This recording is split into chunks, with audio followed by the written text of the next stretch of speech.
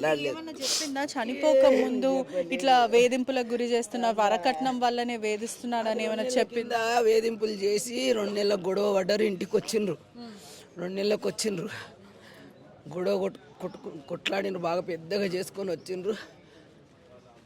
వచ్చి గొడవ పడ్డారు బాగా. 2 నెలలకు వచ్చిండ్రా అమ్మ. 2 నెలలకు వచ్చి 2 నెలలకు వచ్చి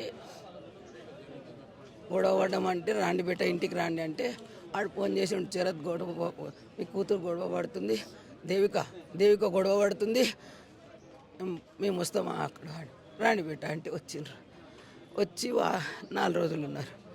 5వ రోజు వెళ్ళి నేను వెళ్తామంటే నేను వస్తా బిడ్డ మీ వెంటనే సర్దుకున్నదాక నేను ఆడ అంతకుముందే పెద్ద నొల్లి అయితే అపార్ట్మెంట్ వాళ్ళు ఇక్కడ ఉండకుండా వెళ్ళిపోండి అన్నారట. ఈ నొల్లి బాగాలేదు వెళ్ళండి అన్నారట. అట్లా అయ్యి ఆడ ఇల్లు మాకు ఇజ్జత్ పోయింది. మేము పెళ్లి కూడా ఎప్పుడు జరిగింది? కొత్తలోనే పెళ్లి జరిగినప్పుడు కూడా గొడవలు.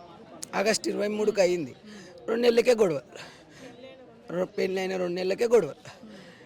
వచ్చిండ్రు, మాట్లాడినరు. ఇక మొన్న వచ్చిండ్రు, సర్ద చెప్పి నేను 4 రోజులు పోయినా ఆడున్నా, ఇద్దరికి సర్ద చెప్పినా వచ్చినా ఉండ్రి. బాగానే 6 నెలలు అవుతుంది మేడం. ఆదివారం ఫోన్ చేసి వస్తున్నది. నిన్న మాట శవం వచ్చింది కొడుగా నాయమ్మ సోమవారం గోడ ఆయనకి పడ్డది కొడుక. ఇవన్నీ కొరికేసిండు కొడుక. ఏమిడితోటి చంపిండో కొడుక. ఎంత కాసి ఉన్నదో అంత కాసితోటి కొరికిండు కొడుక. ఒక్క ఆడదాన్ని కూడా అట్లా చెయ్యొద్దు కొడుక.